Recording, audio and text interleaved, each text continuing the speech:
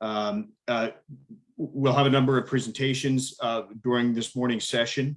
And during that, we'd ask you please post your questions and comments that you have for the speakers in the chat box as we go. And we will have time following the presentations for the speakers to answer your questions. So we welcome your engagement. We at CYPE are very pleased to be co-hosting this meeting with our colleagues at the U.S. Chamber of Commerce, the AmCham MENA Council, and the Business Partners to Convince Coalition, of which CYPE is a member. A year and a half into the pandemic, I'm sure all of us are ready to bring this era to a close. It's been a particularly tough time for businesses in MENA, which are already contending with challenging economic conditions and low levels of growth, generally speaking, across the region. But we've seen the business community step up and provide solutions throughout the crisis in various and frankly remarkable ways, and in every country across the region.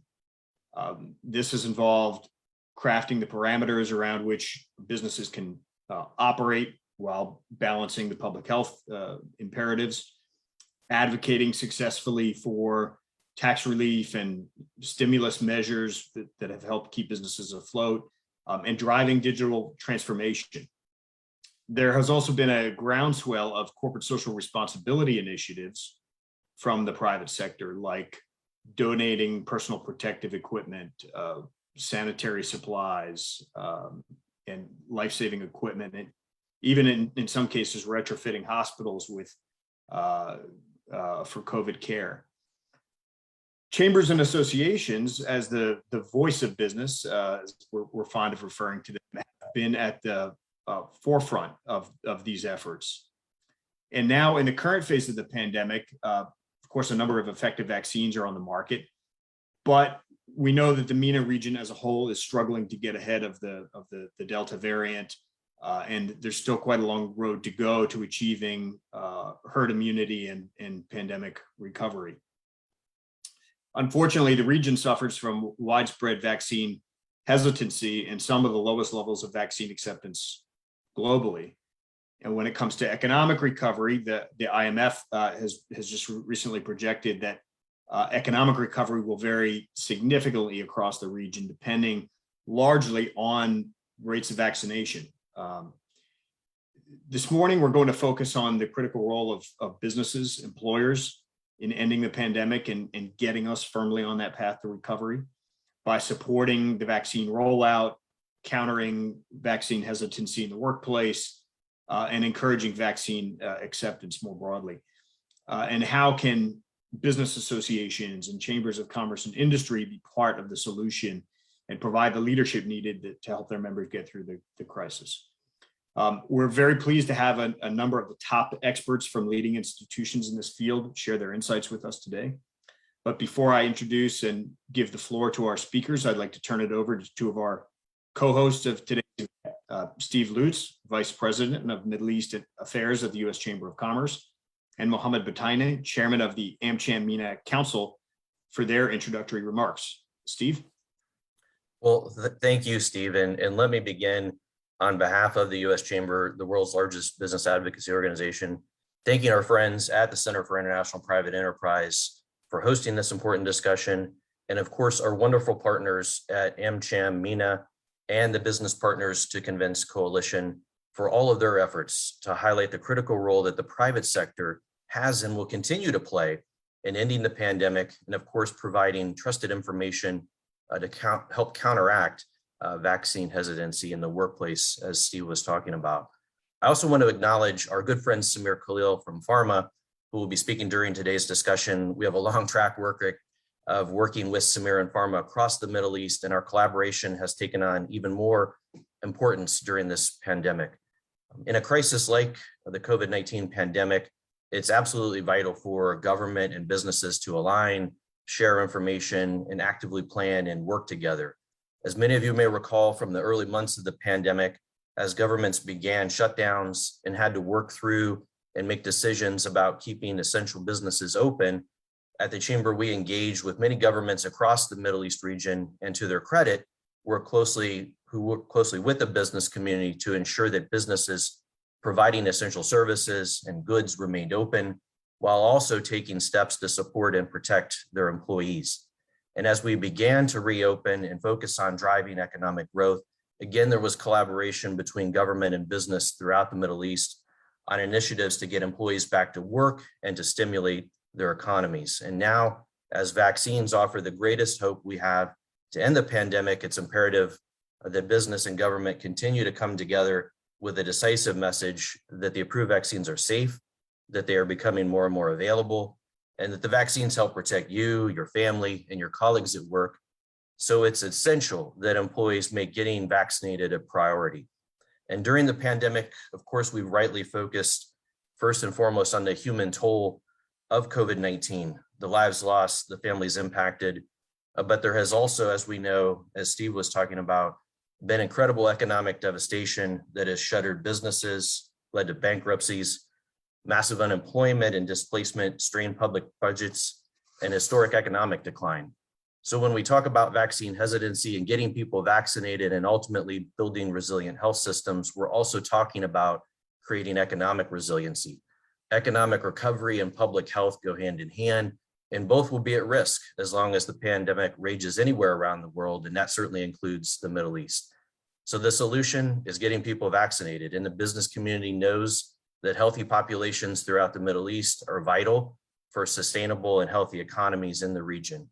And government and businesses must continue to work together to figure this out and get more people vaccinated, and government leaders must embrace the private sector as a partner, as we have done throughout the pandemic, to get the job done. And two final points I would just mention: the Chamber welcomed the Biden administration's efforts to boost global capacity and expand vaccine access, including the decision to distribute nearly 19 million doses through COVAX and provide other millions of doses directly. But we know that more can be done and must be done, and that the administration should release additional doses into the global supply.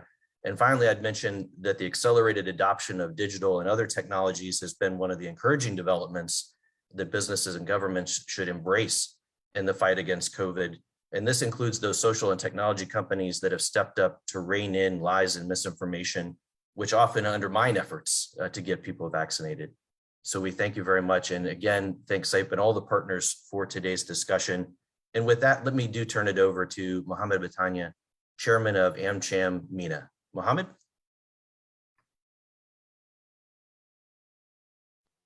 Yes, thank you very much, Steve. Appreciate it. Thank you, Stephen. Good morning from California, where it's 6:10 in the morning. And I'd like to start by extending my appreciation for the Center of International Private Enterprise SAIP and the U.S. Chamber of Commerce, AmCham MENA Council, and business partners to convince BP2C for organizing what I believe is a critical and timely session to discuss the key role of the private sector in taking frontline in the COVID battle. I believe that the only way to get out of the contagious loop and boost our economic recovery, getting people back to work, schools, and get their business running again is through vaccination. According to recent studies published, unfortunately, Jordan and Kuwait have the highest rates of vaccine hesitancy among the Arab countries, and thus the lowest vaccine acceptance globally.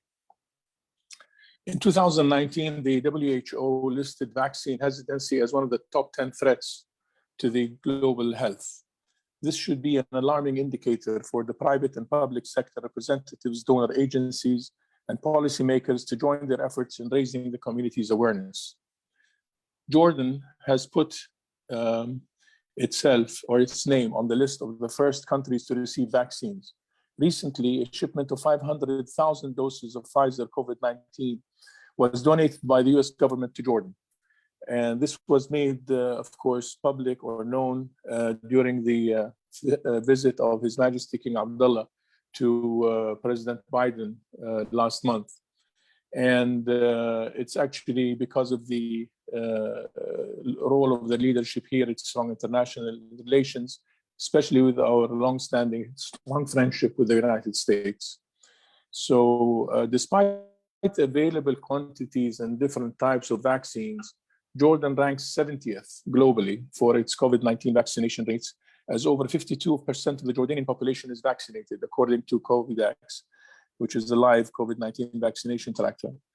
This low vaccine acceptance rate is a result of the spread of misinformation, bad word of mouth, conspiracy beliefs, and fear of potential side effects, and the speed at which it was developed. This is directly correlated with vaccine hesitancy among the Jordanian community. Ladies and gentlemen, breaking the COVID contagious cycle is extremely important to revive Jordan's economy.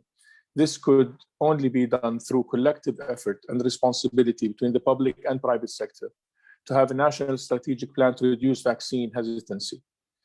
The private sector in the MENA region should rise to the challenge and support an increasing trust and transparency between the civil society and public sector through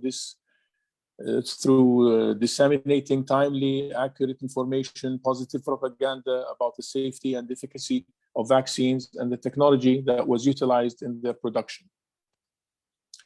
All AmCham members, or all AmChams actually are member-based organizations and represent a large share of the private sector member companies in their countries.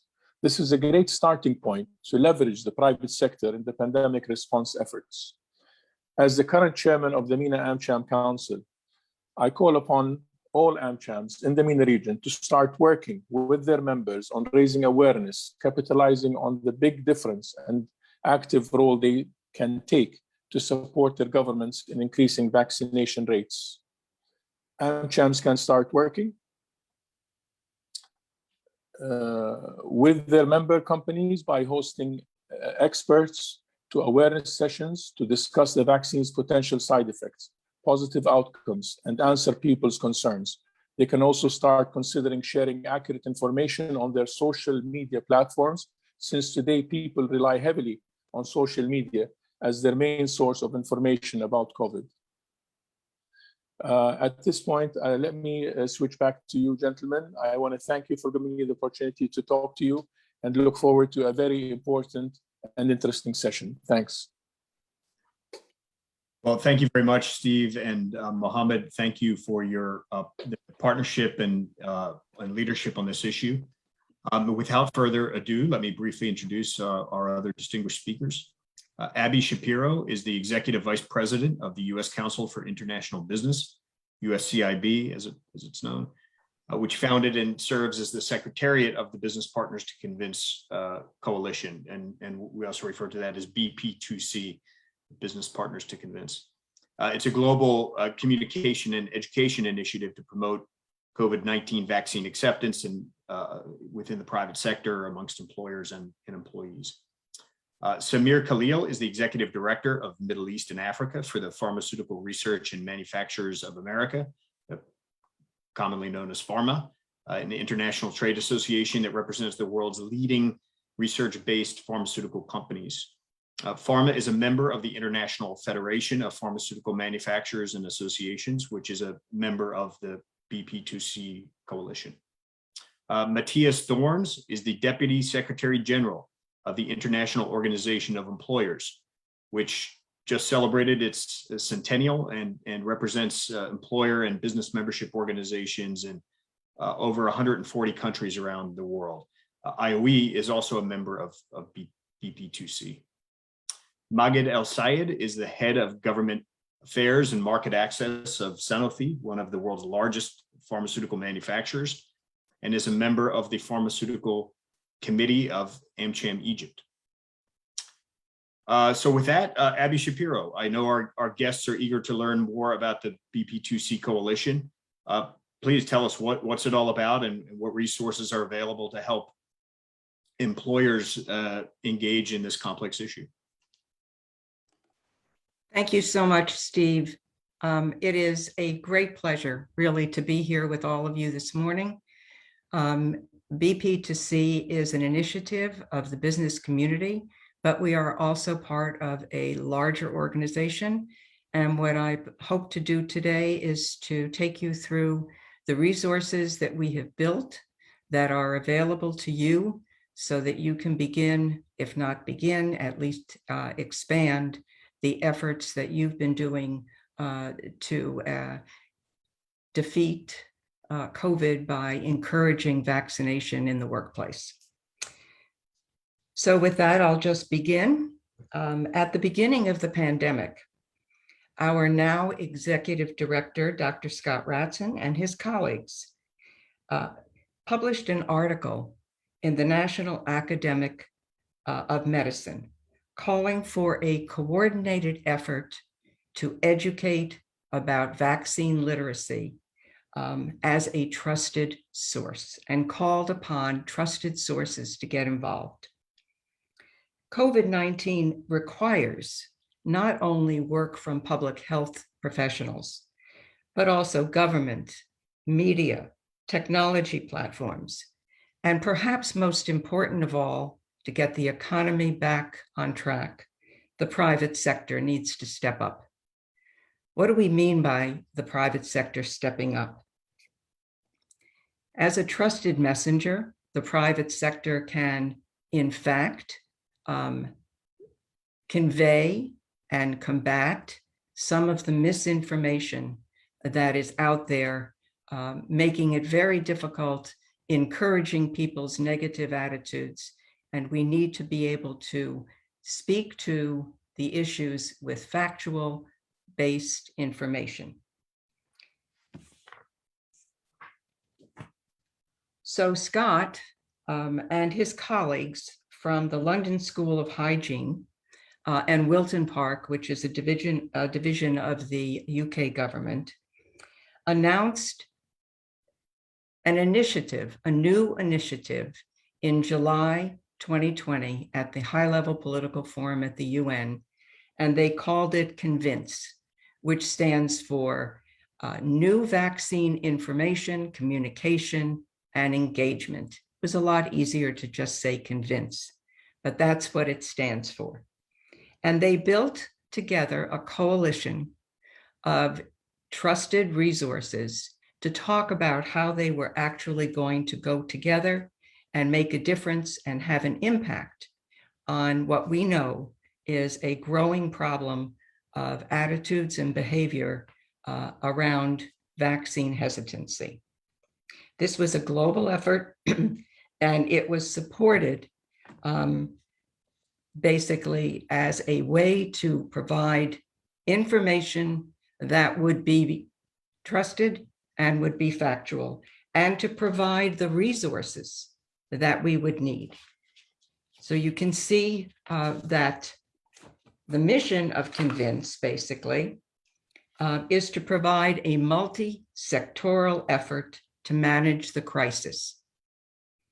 CONVINCE envisions a world where society accepts and trusts the importance of vaccines. The CONVINCE group conducted a global survey about vaccine acceptance. And in many countries, hesitancy, and in the MENA region, is very high. The 4 work streams that you see on the diagram to the slide at the left talk about the way in which these different organizations, sectors, will come together. It will be healthcare, media, technologies, and community engagement, and most importantly, the private sector. And they all are working together for a single purpose. Business Partners to CONVINCE is, in fact, the private sector arm of this global effort. CONVINCE has had a number of convenings and initiatives around the globe, including CONVINCE Canada, who has created resources in over 30 languages, including Arabic and French. And there are also teams of CONVINCE in the USA, in Europe, in Africa, and in APEC. Business Partners to CONVINCE is based in New York City, but we have created a truly global network of employers and support from all regions, which we're going to discuss in a moment. Let us show you now the global network we have created and some of the resources that are available to you right now. Business Partners to Convince is really truly a global network, including SIPE and IOE, who are presenting on this call. PhRMA is also part of our network. Vaccines Europe, NFID, PhRMA, which is a US-based but global human resource network.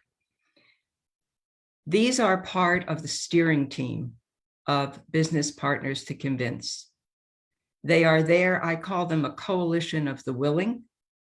It is their networks that will help us spread the resources in a way that no single entity can do.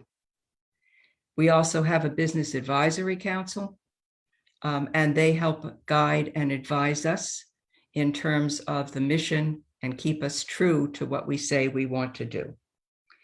So let me now read you quickly the statement of shared purpose. Business is a trusted source of information. We pledge to develop vaccine literacy strategies that are based on science through communication and education initiatives at the global, the national, and the local levels.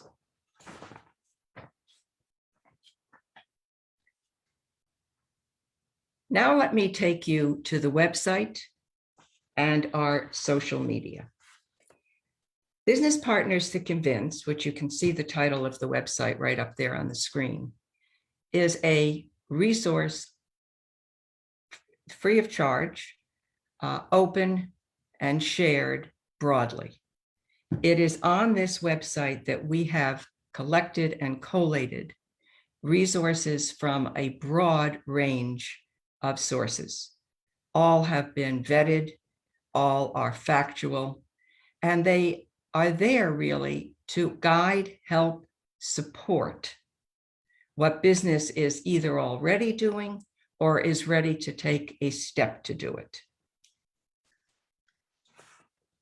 Our resources section of the website talks about 3 sections: employer resources, created by Business Partners to Convince, business case studies, which demonstrate proven successes in addressing the pandemic, and partner resources, which are created by our BP2C partners in our network.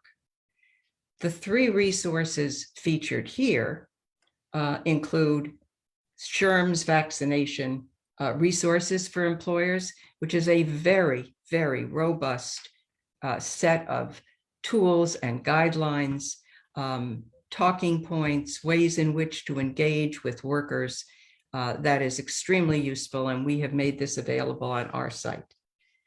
The second is COVID vaccine myths and facts. I think we can all agree there's a tremendous amount of misinformation out there, and the only people that are really going to be able to change the attitudes and the behavior that result from that misinformation to go from vaccine hesitancy to vaccine acceptance really are going to be the private sector and the employers. They have a critical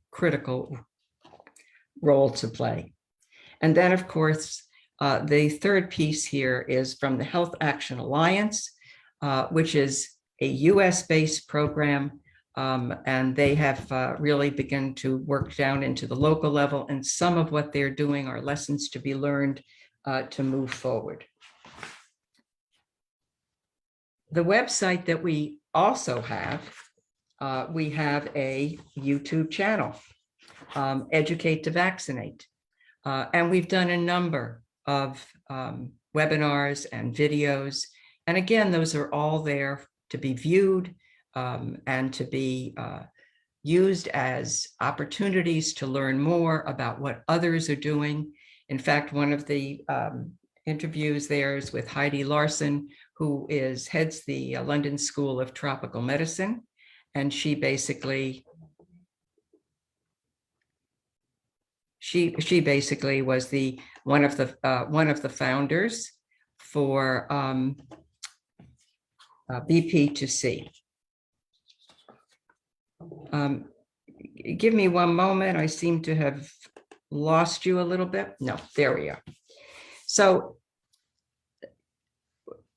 We also developed and are urging employers and networks to join us with the Global Workplace Challenge. It's really, you can see it on the screen for yourself.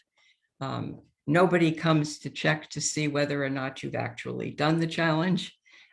This is more for you to state your reasons for being engaged in us and on this journey that we're all taking together. So it's very simple. Employers that take the challenge agree to consider to listen to their employee needs, to follow the latest public health, to promote vaccine literacy, to advocate for accessible and equitable and timely vaccinations, and to engage with communities, schools, faith-based organizations. In other words, to develop for themselves a program that works for them in their region as they go about trying to be part of the solution. The networks are very important. They're important because through networks and business organizations like the chambers and like coalitions that have developed around the world, Vaccines Europe and others, they have the power to be able to reach many, many, many more people than an individual company, regardless of how large that company may be. And so Business Partners to Convince has built a website, encourages you to take the challenge, reach out to us, we'll help where we can, but it's now really up to the organizations, the business community, to take the resources that are available, develop programs, and reach out into their networks. Thank you, Steve. It was a pleasure to be able to speak about this today. We encourage everybody to visit the website. We do have information mostly in English, but I will say that we are beginning to build out a number of languages. We understand that's very important. And we look forward to working with the MENA region. And for anyone who would like to contact us, please feel free to do so. Well, Abby, thank you very much for your presentation. Thank you for all the work that has gone into making this coalition a reality and all the resources that you've put together or pieced together and put at our disposal today and for this community. Thank you. Samir Khalil, I'll turn to you now to give us the view from the supply side of the vaccine equation, if you will. Share with us an update on what the biopharmaceutical industry is doing to bring the pandemic to an end. Thank you very much, Steve. I'm delighted to be in this very important and timely forum, actually. We know that the Middle East, like the rest of the world, has faced an unprecedented public health challenges related to COVID-19. We as an industry, the biopharmaceutical industry, we stand in solidarity with the region, with the Middle East and Africa region people, and our medical colleagues who are contributing to the fight against COVID-19. I would like to start off today by reminding you of the biopharmaceutical industry's commitment to beating coronavirus. This slide represents a commitment pharma member companies made at the onset of the pandemic.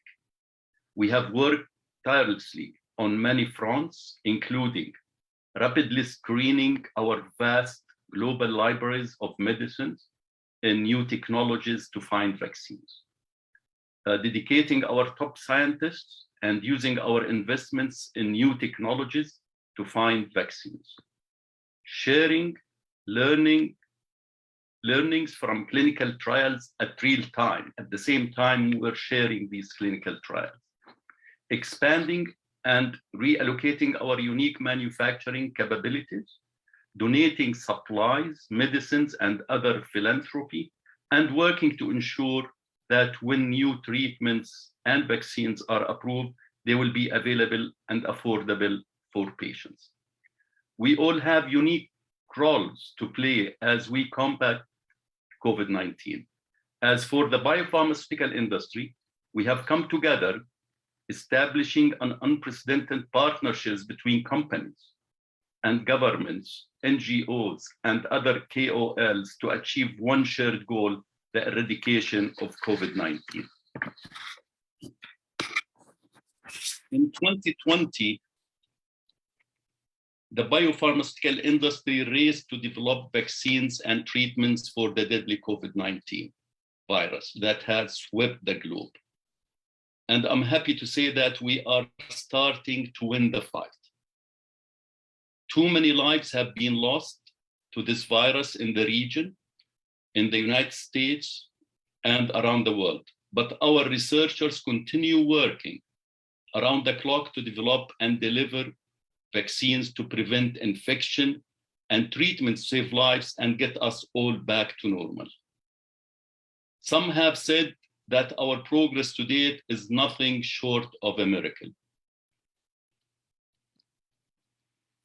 Biopharmaceutical research companies have made tremendous progress in developing products to treat and defend against COVID-19.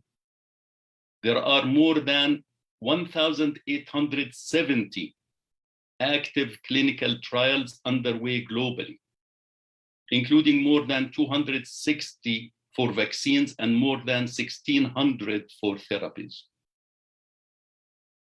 In the United States today, there are 3 vaccines authorized, 6 therapies authorized, and 1 treatment fully approved by the US FDA to prevent or treat COVID-19. In the MEA region, I think we have most of these vaccines already available, plus from other countries. It was great news yesterday that the FDA had the full authorization for one of the leading vaccines in the region. And vaccines are being distributed in many countries. And more than 4.4 billion vaccine doses have been administered globally. I mean, if you think at the number, it's amazing. 4.4 billion vaccine doses have already been administered globally. The swift response to the virus was possible because of several key factors. First, the industry gained deep scientific knowledge from decades of experience with other viruses such as MERS, SARS, hepatitis C, and H1N1. Second, biopharmaceutical companies invested billions of dollars into new technologies, treatments, and platforms that dramatically shortened the time required to decode the virus and develop potential vaccines, because there's a lot of people saying how this can be developed in few months.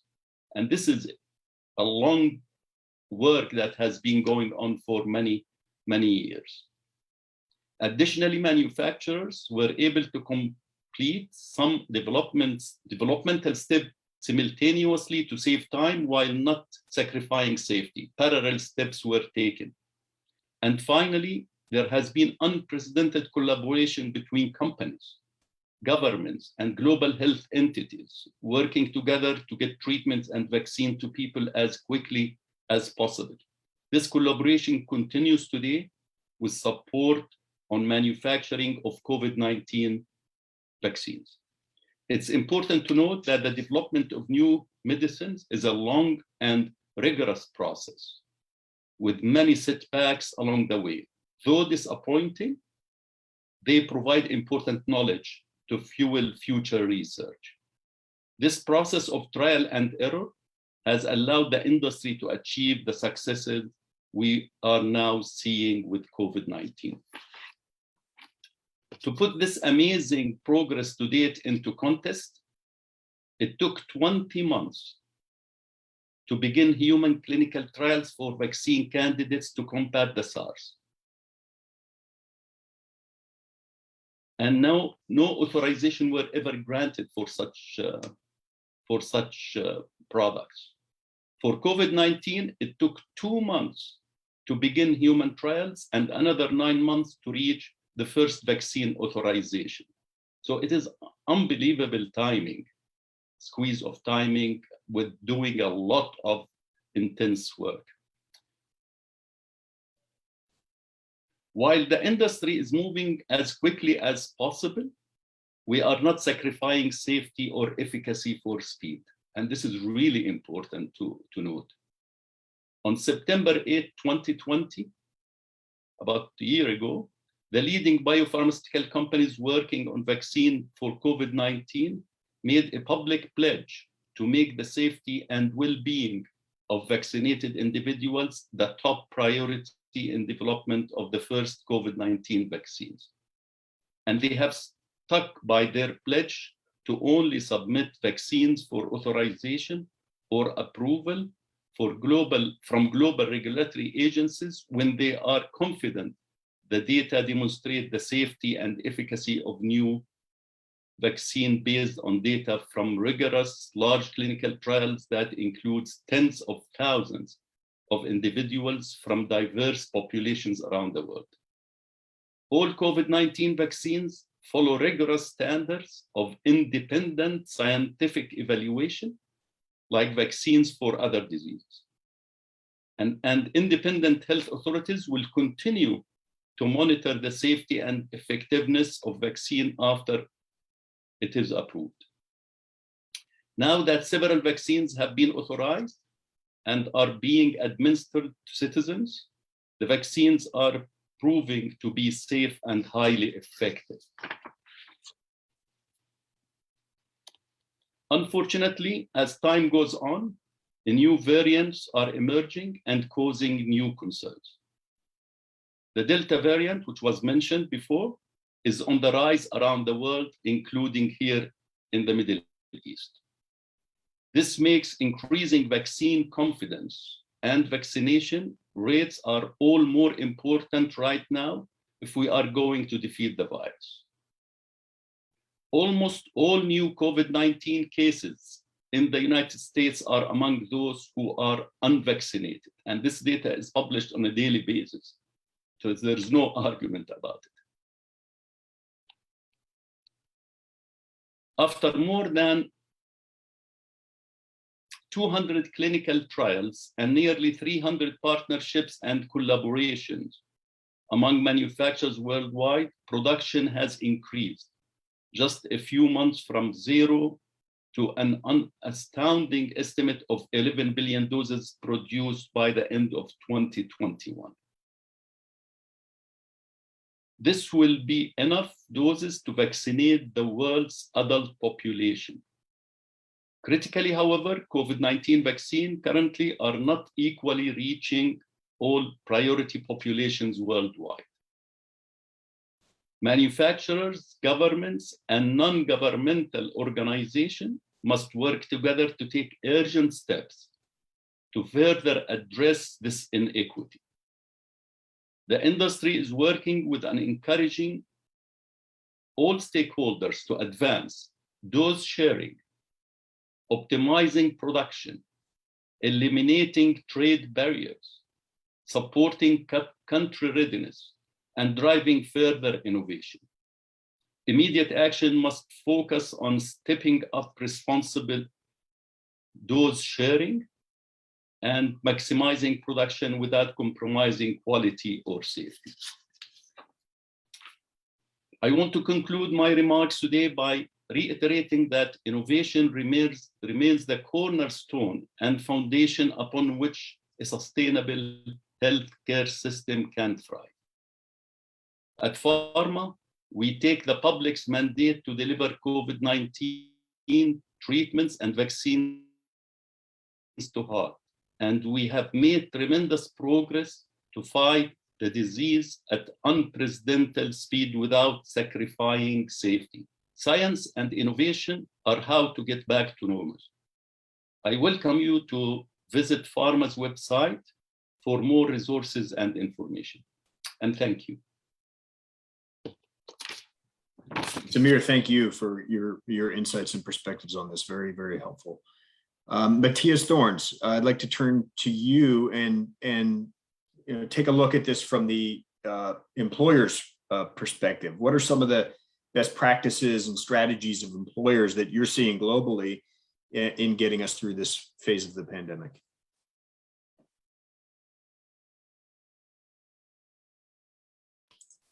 Thank you so much, Steve. Perfect. You can see my presentation, I assume? Yes. Excellent. I just go here in the presentation mode. Very good. So thank you so much for the invitation for this very important webinar. 2 words about the IUE, because not everyone might know us. We are the global voice of employers. Our members are the National Business and Employers Federations in 150 countries, representing more than 50 million companies. We are very proud with having this USCIB, an extremely active member in the US, who is also a member of the ILO governing body, of the ILO management board, and in many other forums. And of course, we have in all of the MENA region countries, national member federations there. Employers organizations are key actors in society. They engage in policy making, they engage in social dialogue, directly influencing the environment also for vaccination. They give advice to their members, which are the companies. So they have a huge influence, actually, particularly reaching the small and medium-sized companies, which are not the big companies who are anyway aware about vaccination programs, which have access to information. It is the medium-sized companies who need the support of the federation to get the information, as for instance, Convince is providing us. And that is the rule of federations. There was a question by Kevin Kuhn, how we can ensure that vaccinations directly go to companies. And again, indeed, we see in many countries that the federations played a crucial role there. In Germany, for instance, the German Employers Federation directly made sure with the German government that a portion of the vaccination directly went to companies so they could vaccinate their workers. There was another question also from Kevin Kuhn, which business organization are focusing on the vaccination of migrant workers in the MENA region? And when you look at Qatar, more than 90% of the population, including the migrant community, have at least now 1 shot. And the fact that the migrant community is included in this is also partly because of the engagement of the business federation there in Qatar. COVID-19 put all of us, employers, organizations, as well as companies, in front of the big test. It was a huge, huge challenge which came up in the last spring to all of us. Employers have made a huge effort to ensure that they can continue with business continuity and to ensure that their workers are safe, that they are coming to the workplace and not endangered. Federations took a leadership role by supporting the companies in stopping the spread of the virus at company level, but also engaging with the government to ensure that business needs are taken into account, and already looking into the whole question was building back better, trying to avoid in the rebuilding of the economy the mistakes which have done before. The ILO did a survey with SMEs, small and medium-sized companies, asking them what support do they need in the pandemic. And the vast majority of them said, we need advice on how to prevent infections. We need advice how to have business continuity, how to make sure our workers are safe. That is the ILO numbers. Now, what we see is that employers organizations have stepped up in this regard. There's huge, huge guidance, and we saw them from Convince what companies can do. And the aim of federations is to make sure companies have access to all this guidance. It's important that Jen put the link to the Convince material here in the chat. I encourage all of you to use it, because there's no point in reinventing the wheel. The guidance is there, we have to bring it to the ground, to the companies, particularly to SMEs. Regulations are constantly changing because the variants are changing, because we have the first wave, second wave, third wave, now the fourth wave. So keeping companies updated on what are the health and safety measures required by the government is key. And again, federations played a key role there to ensure their company members are up to date. What does prevention mean at the workplace concretely? And we all know it here. Hand washing, physical distancing, mask wearing, cleaning and disinfection. That is clear. But how to do that? Companies need to give clear messages and training to staff and managers. They also gave, and we see that in many countries around the world, guidance on how to behave privately, how to be safe at home, not only at the workplace, because both, of course, is connected. Consultation with workers, consultation with work councils, in OSH committees played a critical role to get the buy-in of workers for these measures. And of course, now where we have access to vaccination, that is a big topic. Companies are the trusted organs in society. And I just jump to another slide for 1 second.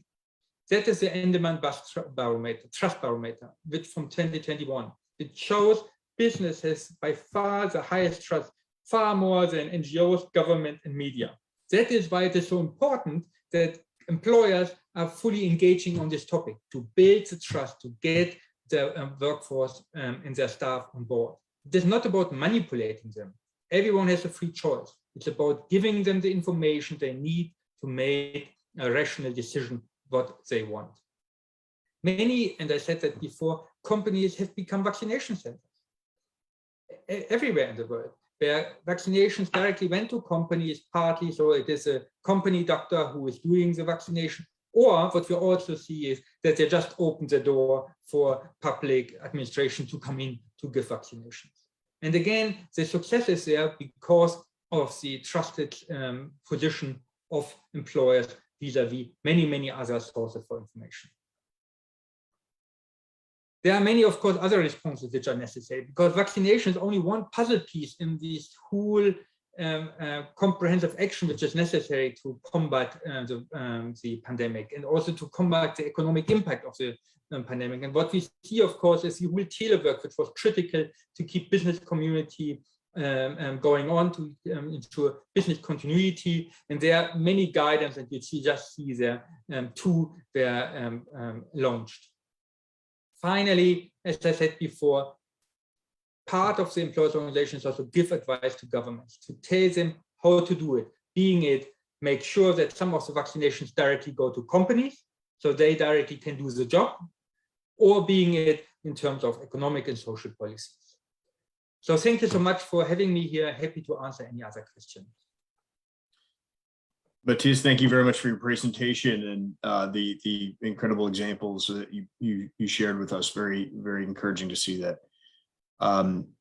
Lastly, Maged El Sayed, I'll turn to you. Could you tell us about what you've been doing to support the rollout of vaccines in Egypt and the broader region?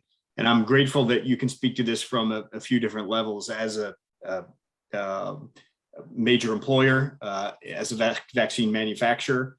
And I should mention that Sanofi has a COVID-19 vaccine under review in Europe, which is exciting, and as a leader of the AmCham in Egypt. And maybe in that respect, you can help us tie a few of these threads together. Thank you, Steve. Good morning, everybody, and good afternoon for our colleagues in the region. Let me first take you all through the journey that has been going in Egypt since the start of the pandemic and the efforts that has been done by the government, the private sector, and the association.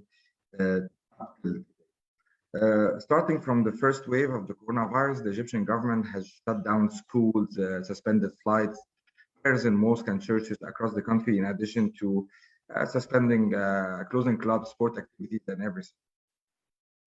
Moving at the same time, there was a committee that was formed to manage the crisis in Egypt. This committee, along with the Ministry of Health, they have managed to secure all the necessary medication that was required and that comes on a monthly basis according to the global guidance for the treatment of the COVID. All this before even the appearance of the vaccines. The second wave appeared in Egypt, and the Egyptian government started making processes.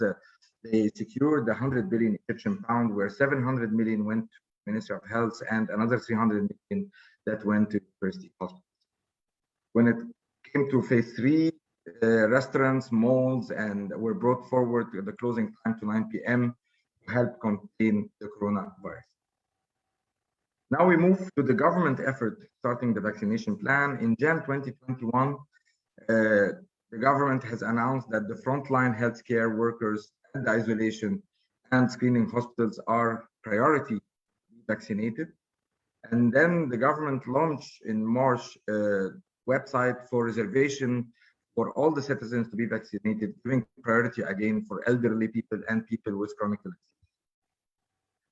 At the same time, we have Vaxera, which is the vaccine arm of the Ministry of Health. They were ramping up productions of homemade Sinovac secondary packaging vaccine that is being produced. So far, as of today, we have around 7 million doses that has been given for COVID vaccine, whereas 2.1 million citizens already are fully vaccinated, and another 4.3 they already have their first jab. When it comes to the private sector, we are witnessing an increasingly awareness campaign and dedication from the private sector to educate the employees on the importance of vaccination. However, having said this, the private sector have shied away from mandating their staff to be vaccinated, but raising the awareness and giving more incentive to employees. And a survey was run here in Egypt, and we around 9 companies from different industries. For example, we have in the food industry a company that has 100% vaccinated employees.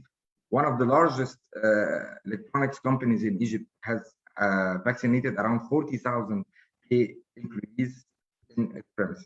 So from a real experience, how does this work? The private sector does it. We explain to employees, we explain the importance of vaccine, and then it has to be on a voluntary basis. For example, we reach out to the Ministry of Health, we ask them to give priority to employees and IA workers in different sectors, no matter, including, of course, the pharma sector. And then the company internally, we run a survey asking employees to register on the Ministry of Health website, and this is a real life experience, to register directly on the website of the Ministry of Health. And then we send all the employees who are voluntarily need vaccination. We send the list to the Ministry of Health, and the Ministry of Health appoint a certain day, a certain center for the company, for its employees to get vaccinated. According to the size of the company, again, this is a great collaboration between the Ministry of Health and the private sector. Companies with an excess amount of employees, over 2,000, 3,000, the Ministry of Health sends to the premises of the company its medical staff to vaccinate the employees on location. So when we talk about hesitancy about vaccination, it does not need to be hesitancy of the vaccine.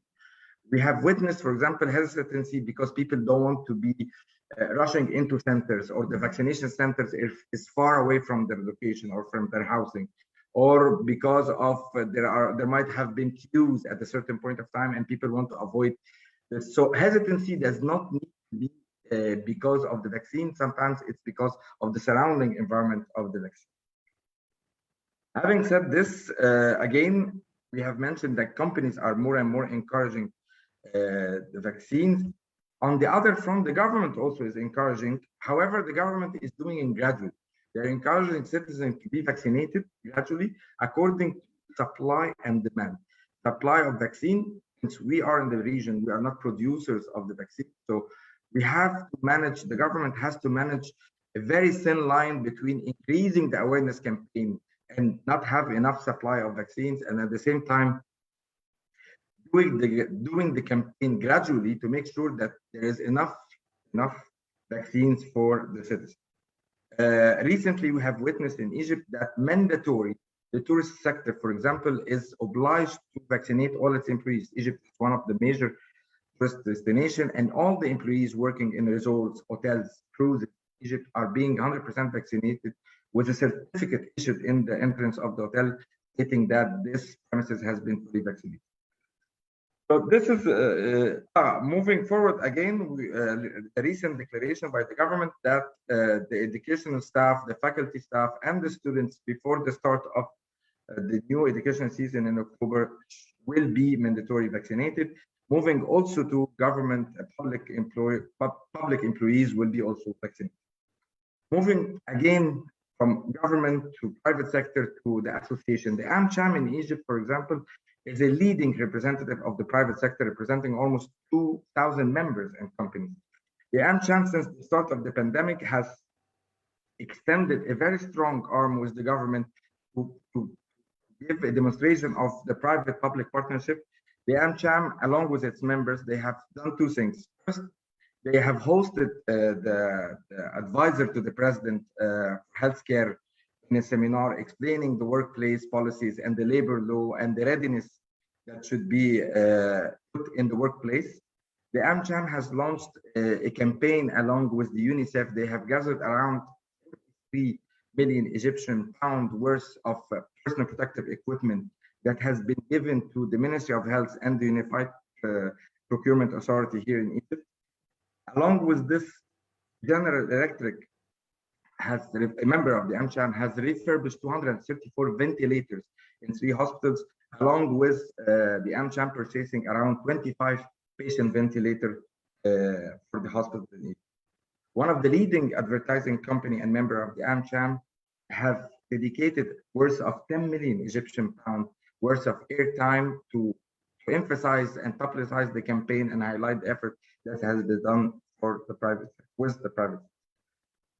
Having said this, we can move also and take a look at the AmCham efforts in other regions, like in Lebanon, for example. AmCham has bought the vaccine from the private sectors in March 2021 and offered all members and their spouse free vaccination.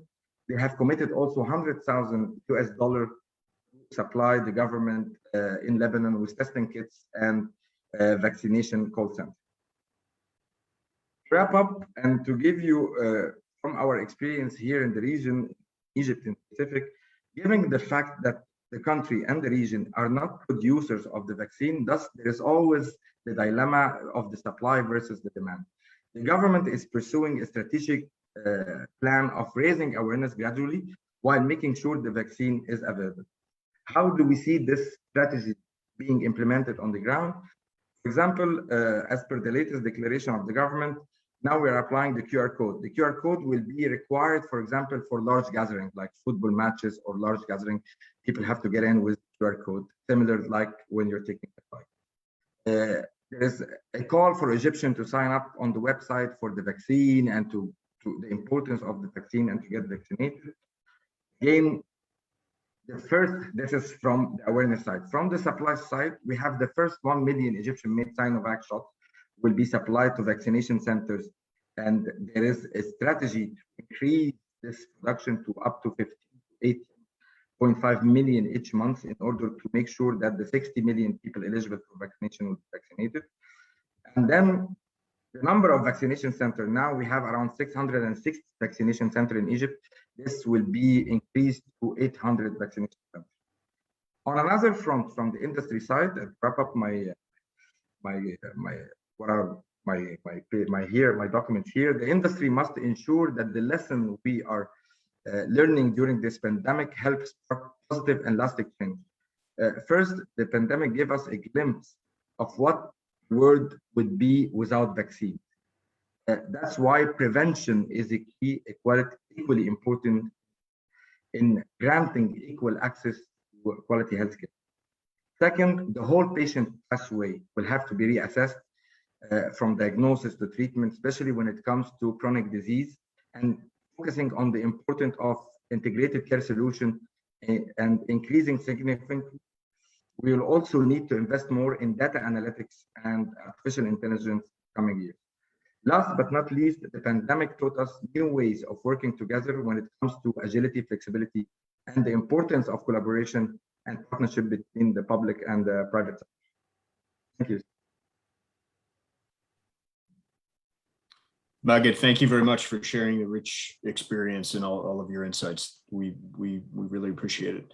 I want to, with the time we have remaining, I want to get into some of the questions that we have received from our participants, some of which have already been addressed in the course of the presentations. But I want to go into an issue that was raised by Musa in our chat, and he pointed out that the timeline for the approvals of the COVID vaccines has been historically short, and that suggested that is a driver of hesitancy in the region.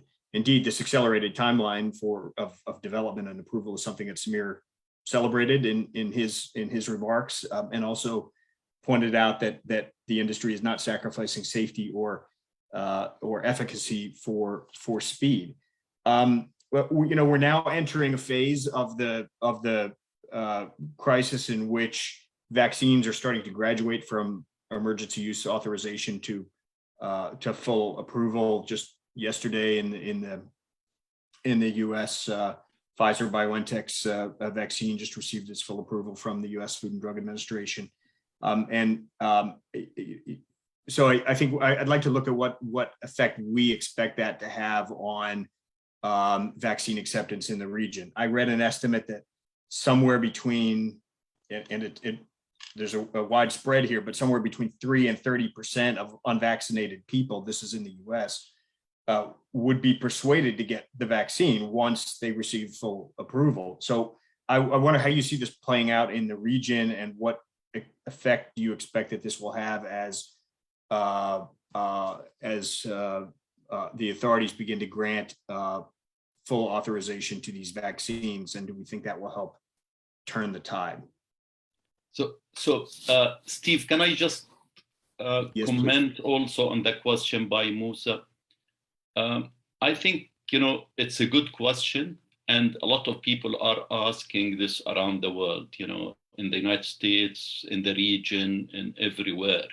However, I mentioned in my presentation, I really want to underline that the industry has been advancing technologies for many years. So this is not a 12 months research.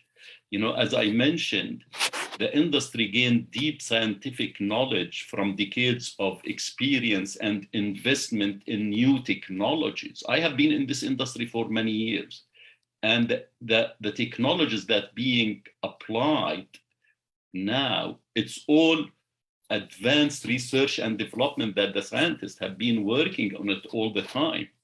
And, they have done a lot of research, as I mentioned, on different viruses that emerged, like the MERS, SARS, hepatitis C.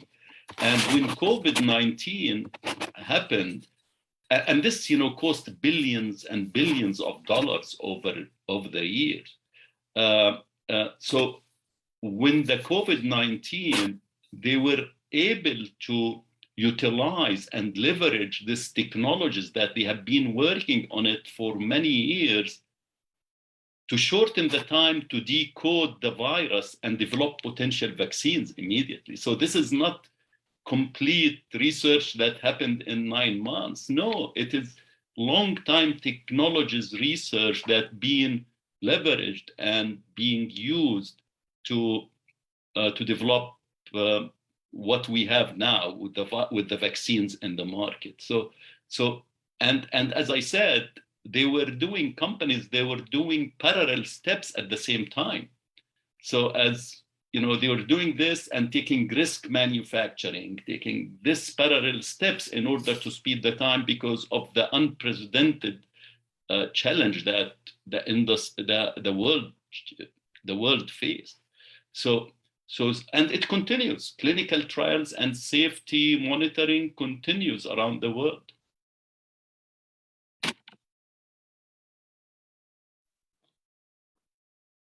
Thank you very much. Really great points on that, Samir. I wanted to go to a question about the role of chambers and associations in particular as advocates for their members, as the voice of business, has been really critical throughout the pandemic. Whether it's, as I mentioned up front, the crafting the conditions around the business operations and reopening, relief programs and stimulus programs that have been put in place to help businesses get back onto their feet. What else can or should governments be doing in the region at this point to bring the vaccines to market, to encourage acceptance and adoption by the populations, to work with employers as part of this, and as business membership organizations, AmChams or other chambers and associations? What more can they be doing to advocate for those measures, to encourage those members to engage in dialogue with the authorities to make those things happen? Matthias, do you have any insights that you could share with us? Absolutely, thank you so much. And I think also these questions link a bit to the question you raised beforehand, right? Whether, for the change in the approval process will increase the acceptance of vaccination. I think, to be honest, as we know from many studies, also again the Animal Trust Barometer, that because people are ill-informed by using channels which are not giving the actual information, these might get lost. If you want to reach the people which are key to, which we want to have, want to give the information so they can take a choice of vaccination, we need to go through the business federation. We need to go to the companies because of the trust they enjoy. I really think so. And there are governments, there are many ways governments can cooperate with business. One was the issue which we said beforehand, that they directly give vaccination doses to companies so they can vaccinate their workforce. They cooperate that companies are opening their place for vaccinations, and being it the production place, but also, of course, supermarkets and any other kinds where this can happening, right? And there's a huge opportunities for cooperation.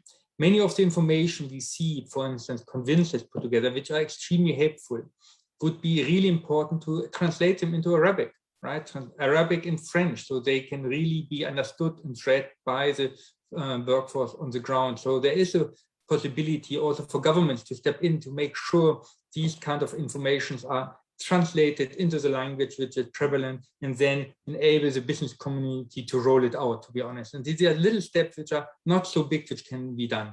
And at the end of the day, it's generally ensuring access to vaccinations, right? Making sure that everyone who wants to get a shot gets the chance to have a shot. So that would be my answer to that. Thank you. But Stephen, may I add a word here? yes, please go ahead, Mohammed. Thanks.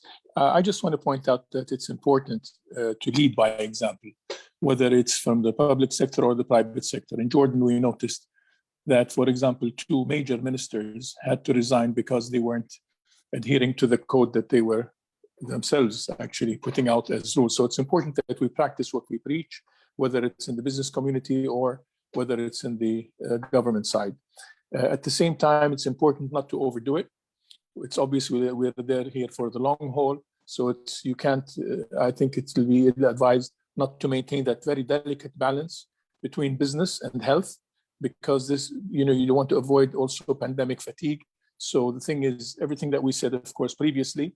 At the same time, sometimes we think that more is better. It's not actually. It's how to go about it systematically, lead by example, and make sure that we do the right things at the right time.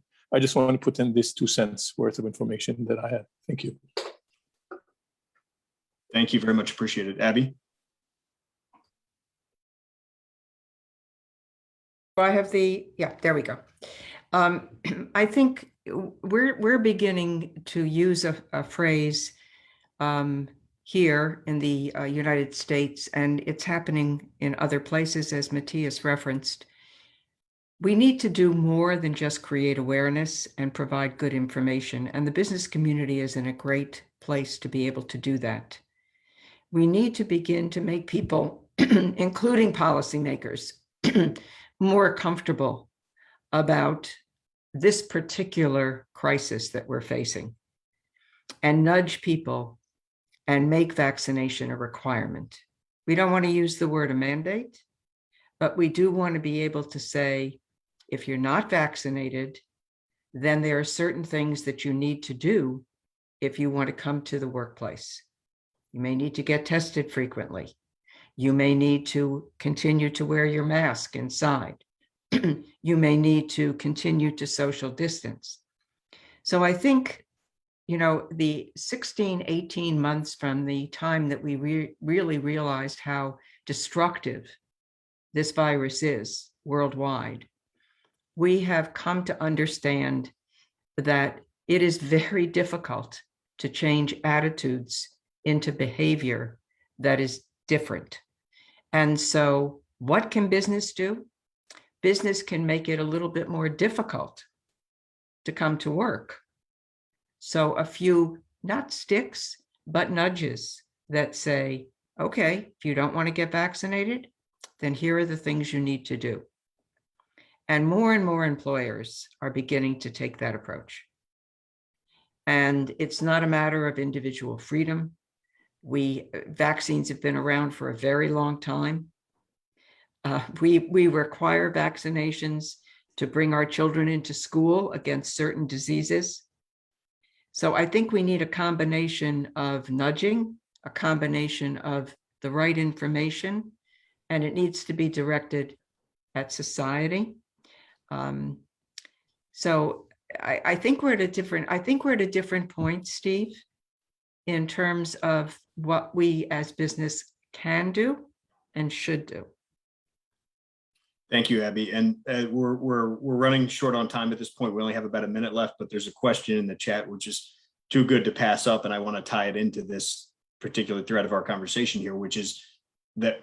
And Matthias, again, you may have some global perspective on this, and Magid, perhaps from your experience working on this in Egypt. But what is the role of organized labor in all of this, and how do we as employers and employer organizations partner?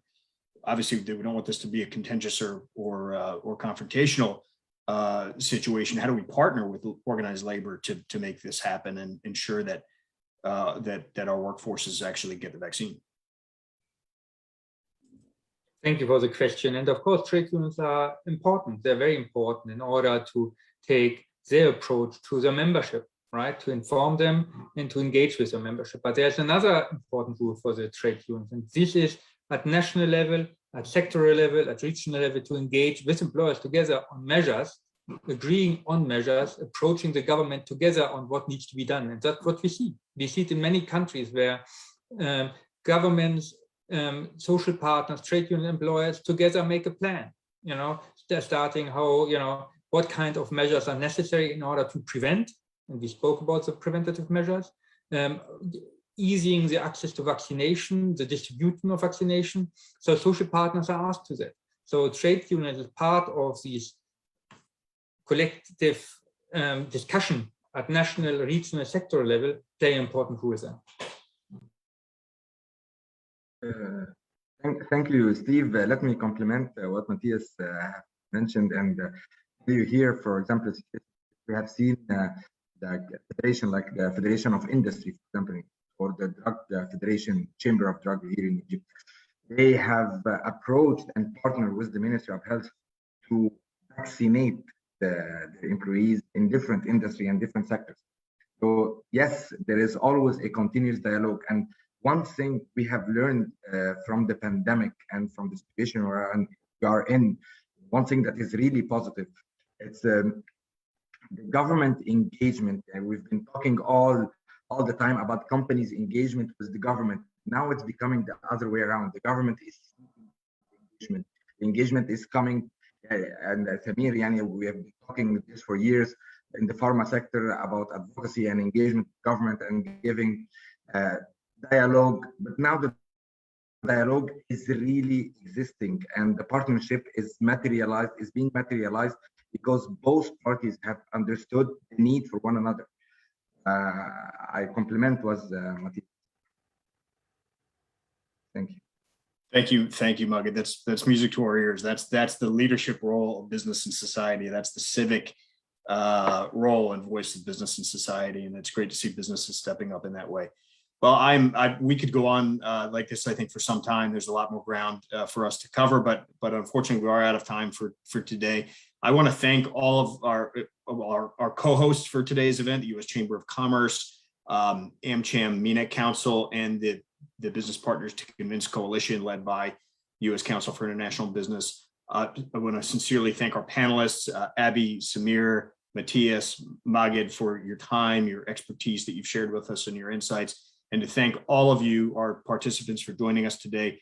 We look forward to working with you going forward to put this pandemic to an end and supporting the leadership role of business in that respect in the region and more broadly going forward. So thank you all very, very much. Have a great day.